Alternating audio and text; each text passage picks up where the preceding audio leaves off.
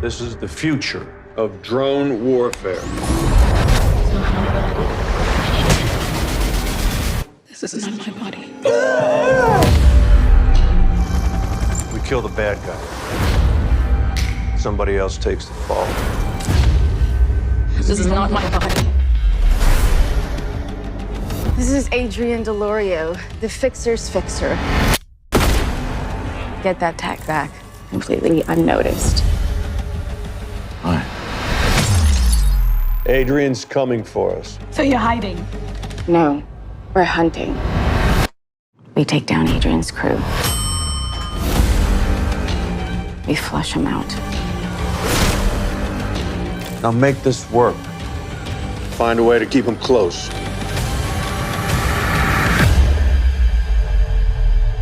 Something's wrong. Remember who you are. I can't let him kill her! It's time to come home. Leave me alone! These are the lives, just noise. This is not my body. This is not my body. This is not my body. You finish this.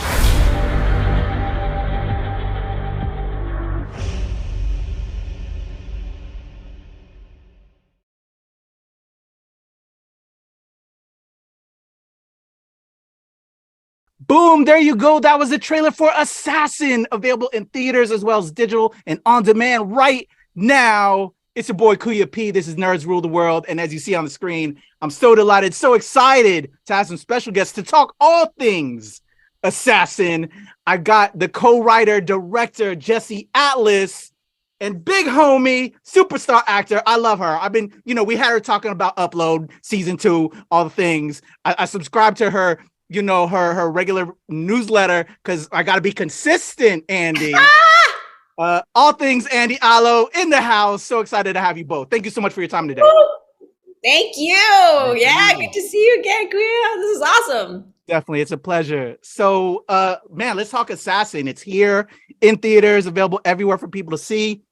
Jesse, you blew my mind away with this. There's so many elements going on here. And it checked all the labels. I'll tell you out the bat that I'm an actor filmmaker. And so it's all about creating content that I love. I love sci-fi. You're doing that with this. But I'm also a person of color, which, is representing in here. I love that we representing in this. But also I served in the military, and my day gig as well is I just came from the Pentagon. So I know a little thing or two about some of the elements happening in this. So it's very interesting because I also do industrials for the government, talking about some of the things you talk about in this. So I'm very intrigued to have this conversation with you. Where some of these elements you pulled from to create this. Let's hit out the gate. I know this was adapted from your short, Let Them Die Like Lovers. Can you tell me how that genesis happened to then bringing it to this full-length feature with Assassin? Oh, of course. I mean, first of all, it sounds like we should be interviewing you because I want to know more about what's happening at the Pentagon and these industrials that you're doing. But the short film was called Let Them Die Like Lovers. And this was a path that my co-writer, Aaron Wolf, and I knew that we wanted to take to get a feature made, to get Assassin made. We had some interesting experiences with the previous short called Record Play, where we did the same thing, wrote the short, got it set up, boring politics of the business didn't get made, but we knew that we could do it again. And we wanted to make a proof of concept that could illustrate, just what an emotional and psychological minefield, jumping in and out of these other bodies would be. And to really sell the fact that, we can do sci-fi as lo-fi. And, we don't need a whole ton of visual effects, and we don't need, Marvel-sized budgets to do it if we do it smart. And so we knew that, given the business that we're in and how things get made, knew that we were going to have to be able to show a sample that this was a film that was going to work. And I'm glad that we got a chance to make the film, because getting to the feature, we were able to use it as a proof of concept, not only for, being so happy with the style of the short and the way that we shot it and the way that we lit it and the way that we cut it, but being able to use it to convince all of the people that we needed to convince, even Andy, that, hey, I kind of made this movie already, yes, you're taking a leap of faith, but, let's put that on the table already, So storyline wise, I understand the proof of concept, and I hope all my filmmaker cats are watching this as well, because this is what we got to do, y'all, to make it happen. Inspiration, because again, I got that Pentagon background a little bit. Like, you talking drones, we talking just, there's a lot of layers in this project. Can you tell me what influenced you, maybe in life, or just wanting to kind of have that in this topic of conversation with this film? Totally. I mean, Aaron and I, we were living in Israel for a little while for a different project, a documentary project, and had a lot of contact with people who were who were in the Israeli army. And, the situation over there is very different than what we're used to over here, where, we would, a US soldier would be deployed and go to a different country and be, at the front line for months and have a different identity and a band of brothers, and then, wear that identity and then come back and, reintegrate with their civilian identity. But here we were exposed to the idea of civilian soldiers, people who are waking up in their own bed and then, putting on a helmet and a flak vest and strapping on a rifle, going to, the front lines for the day and then coming back at night. And the complete 180 in personality and identity that they had to wear, we just thought, this is really very interesting to watch somebody go through these shifts in a day. Now, that would be, if we explored that concept the way that it was, that would be a drama. But it's always more interesting for us to take it into the sci-fi space, move it an inch or two to the left or the right. First of all, because we love the genre. Second of all, because, the sci-fi genre is just such an interesting way to reflect on where we are at as people in society and what might be coming our way next. Agreed. Oh, man. And just, I'll add to that, having been a soldier, now filmmaker, doing my thing, but the layer of being a person of color in that mix, and I'll say working for this US government, man, it hit me. You hit me, Jesse. You got me good with this. So it's funny. It's funny you mentioned that, because people are, sometimes people are asking, can you talk about, can you talk about the casting choices that you made, and was it race specific and this and that? And I gotta say, it wasn't, and the only race specific casting that we did was that Alexa had to be a Black woman, and that is for two reasons. The first reason is especially what you're speaking to with now. The US, of course, has a history of experimenting, and particularly military experiments on Black bodies, and that was completely necessary to reflect in the film. And the second thing is, of course, you move through the world as a woman of color much different than you do, than a white actress might move into these space with, into different spaces with different preconceived notions of what's safe or where I need to be on guard and things like that. So, just since you brought it up, I thought I'd speak to it. It totally, I was like, I was so, I want to thank you for that. Being coming from that background. My wife, her father was part of the Tuskegee, airmen and pilots and all of that. I noticed it, and being a soldier of color, I appreciated that. So thank you. So as you were kind of stating, going into casting, we're now creating this feature. We have the amazing Andy Allo, who's one of the most worldly people, I think. I subscribe to your newsletter, Andy. When this proof of concept, are you going to her women's retreat then? No, I don't know if I can. But I'm gonna say consistent, Andy. I'm gonna say consistent. It's April. I fell in love with you with Upload. You killed it there. You're one of the most worldly people, with your music, everything. Here comes this project that, so many elements. When Jesse approached this with you, what did you think of this script and embodying this role and what you wanted to bring to the table of this character? I mean, I think my first impression reading the script was, here is a story that is really pushing the envelope. And I already exist a bit in the sci-fi space with Upload. And so I feel like Upload in a way prepared me for this and was like a gateway, was an open door. I don't think Jesse would have thought of me for Molly had I not already done some sci-fi work that was very similar to, consciousness and taking over people's bodies and things like that, so when I first read the script, I was like, oh, this is so cool because it just takes it up a notch.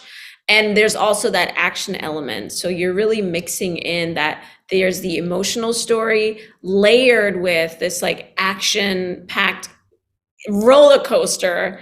And I, as an actor, I had been really wanting to do more action. So it really just like checked so many boxes. And I was like, I'm in. Plus the rest of the cast that was in it. I was like, yes, duh. Where are we going? I feel it. Correct. Jesse, so let's return to casting. Dominic Purcell, who I want to get with you about talking with you again later, Andy, on because you interact a lot with him. Some very interesting scenes and how that all plays out. You have Bruce Willis in here, but you have a different lead, because I also found the time to watch Let Them Die Like Lovers real quick. I searched for that, Jesse, because I wanted to see where this was rooted from before you came with Assassin. There was a different actress. You still had Mustafa Shakira. I think they're playing different characters, if I'm not mistaken. You brought Mustafa back, but you then have Namzamo Mbatha. I'm sorry if I mispronounced her name. Oh, no, you did. If you can tell me, having her, now as, somewhat the lead in this, and then with Andy, as her alternate, can you just speak on that a little bit in your casting on this project? Oh, sure. Well, I mean, first, just to talk about Andy, I mean, my philosophy of casting is like an interesting person is an interesting actor. And I'm much more interested in an interesting person. And, so I didn't subscribe to Andy's newsletter yet. Get consistent, Jesse, get consistent. But, when I was looking up Andy and seeing, just all the other things that she does in her life, it made it much easier to start the conversation, rather than talking like, oh, here's an actor. And what that means is that they live in LA and they go to the gym and they drink smoothies. But like, what the hell is the substance underneath, like, the good looking glowing skin? I don't know. So with Andy, it was a really interesting, conversation point, especially with what she was saying about, talking about Upload and, us acknowledging the fact that she has experience with out of body love stories, let's say. Right. And again, like, the script that Aaron Wolf, I'm sorry, I've done so many interviews today. I don't even know if I mentioned it yet, but my co-writer is Aaron Wolf. The script that we wrote together is, it goes to some dark places. Right. And we knew that in order to, really make a full meal, a lot of the things and a lot of the storytelling choices that we like to work in opposites. And there is just a sweetness, that comes with Andy in her, day-to-day persona that was like, okay, great. If we start with somebody like that, rather than like, I'm tough and I'm in an action movie and whatever, like ultimately that would have been very, very one note. And I think that there was something that was really, really fun in my conversation with Andy, where I just enjoyed interacting with her. And of course, she understood the character so well and already knew what kind of choices she wanted to bring to the table. But the same thing with Namzamo, who really, really had to go to some darker places. And, Namzamo, again, just like Andy, fascinating human being. Like, not only is she like South African superstar, she's like a UN humanitarian, and she's opened schools and she does a lot of charity work. And, it's just fascinating to be in conversation with people like Andy and Namzamo. And then with Namzamo specifically, she's just so sweet and earnest in her life. And she's just so emotionally present and honest and earnest. And knowing that we could start there with her character and have that be the furthest place for her to start from where she ends up. That was just a really, really fascinating, just a really fascinating idea to me to go in that direction. And then, of course, Mustafa's like family. Mustafa and I have been very good friends for a while, and our kids know each other and consider each other family and everything. But he's been there since day one, since the first short, since both of the shorts, the feature. Our next project is something that we wrote, that Aaron and Mustafa and I wrote together for Mustafa. And then with Dominic was just always since my first conversation with him, he was like, I haven't had the chance to do something like this yet. I haven't had the chance to show up and show like how smooth and suave I can be. Like, we think of Dominic Purcell, we kind of think of like the brutalist Dominic Purcell from Prison Break. Yeah. And he was so excited to be able to show up and just do something else, right?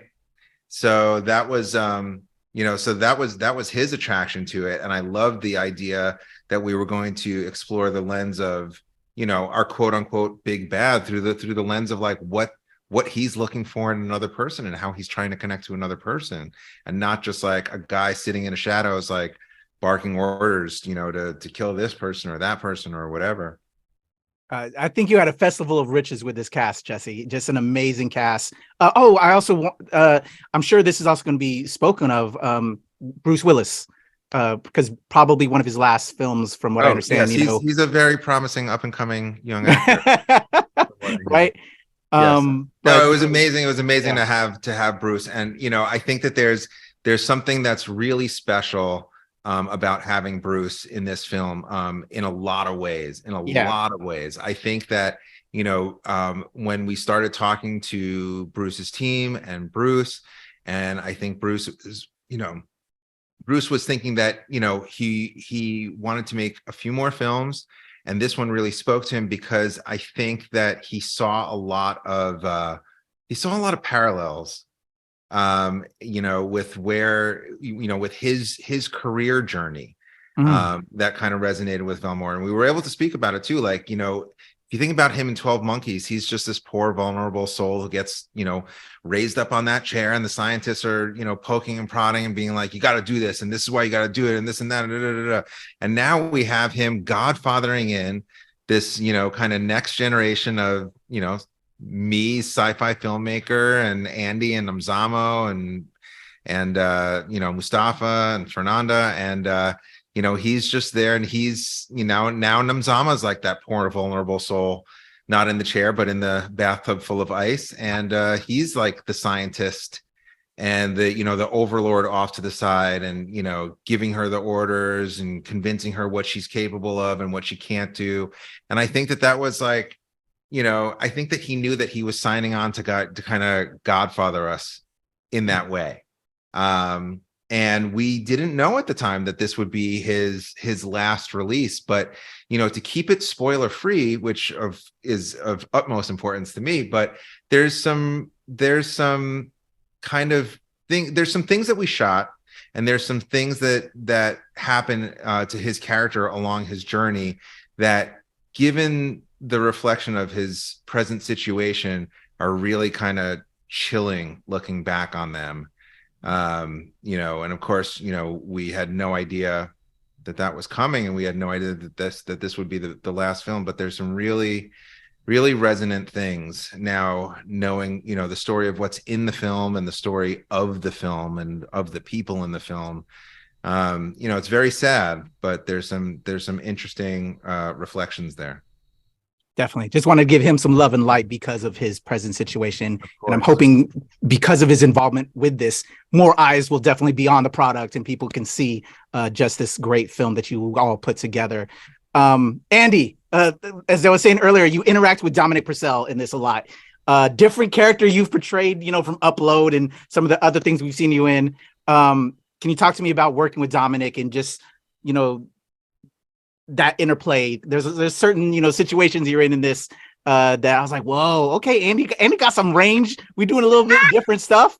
Can you talk to me about just working on it? Yeah, trying to show some different sides. Dominic is a very intense guy. I'm not gonna lie. Like, he exudes intensity. And so I love what you just said, Jesse, about like him showing, a bit of that smoothness and flirtiness and whatever, and getting to explore that. Because even though when you see him and he, in an interview yesterday, we were talking about this, it's an aura. Like when someone walks into a room, they just carry an aura. That's very like strong, and that this man is like in his power.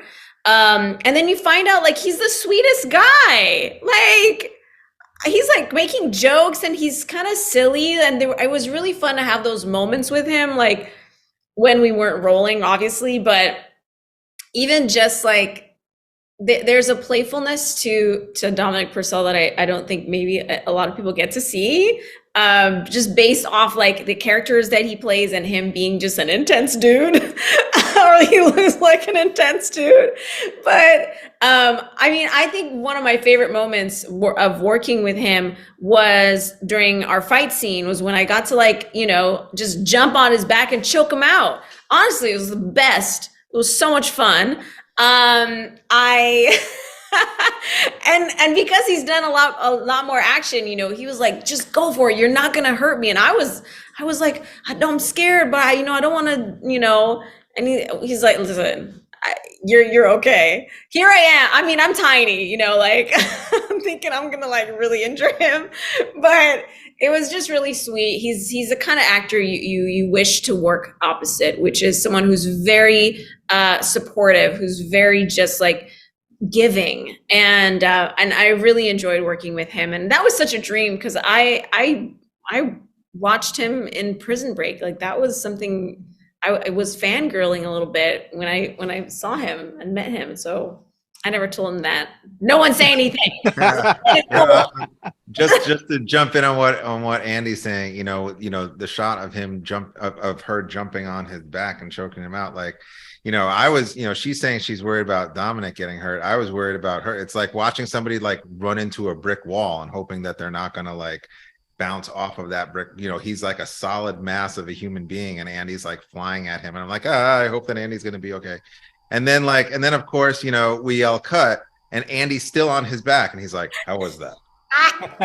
Like, and he's like, I'm ready.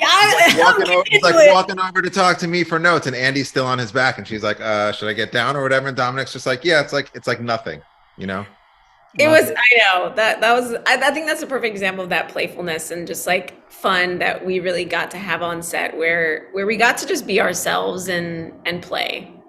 Love it. Love it. Well, as I said earlier, Jesse, this hit so many, boxes for me as a creative, a filmmaker, a fan. Andy, seeing you do something different as well. Want to keep on seeing your star shining. I love it for you. Man, I have so many things I want to still talk about. Hopefully I can get you another time, Jesse, as well as Andy. Sure. Because there's just so many different layers to this. I'm curious what you both hope for now with the film available in theaters as well as digital and on demand right now, y'all. What do you hope the conversation is to close out with that last question? Jesse. Andy. Okay, Andy. I know, right?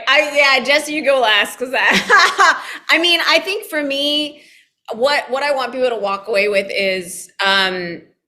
is really seeing how the world that we live in and the usage of technology, how interesting it can be and how destructive it can be, especially psychologically. I think there's a conversation there.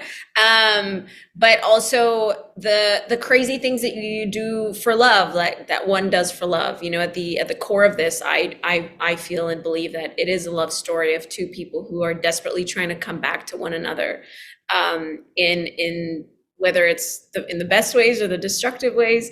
That's for you to decide when you watch it. But I think those are the two things, the takeaways for me. Okay. Yeah, I would agree with a lot of what Andy said. I think it's really, I'm just so happy that we were able to ground such a relevant, technological concept with such a human story. And I'm curious to see how they both land together for the audience. I'm just curious to see what people take away from this and what they what they come back to us with. So that way, you can use that for a sequel. Hey, let's go. Let's talk about that. Right? Hey, I'm just saying, I don't want to spoil anything, but okay. Reddit threads commence. All right, Jesse, Atlas, Andy, Allo, thank you so much for your time. Everybody, Assassin is in theaters as well as digital and on demand, available everywhere right now. Wishing you all the love, all the blessings. Oh, also check out my girl Andy Allo in Star Wars Bad Batch, because yeah, she's sci-fi official even more so as of this week. I was gonna give you that plug, Andy, because we were talking sci-fi. So appreciate you both so much. Everybody, check them out in Assassin. It's your boy Kuya P. This is Nerds Rule the World, y'all. Thank you.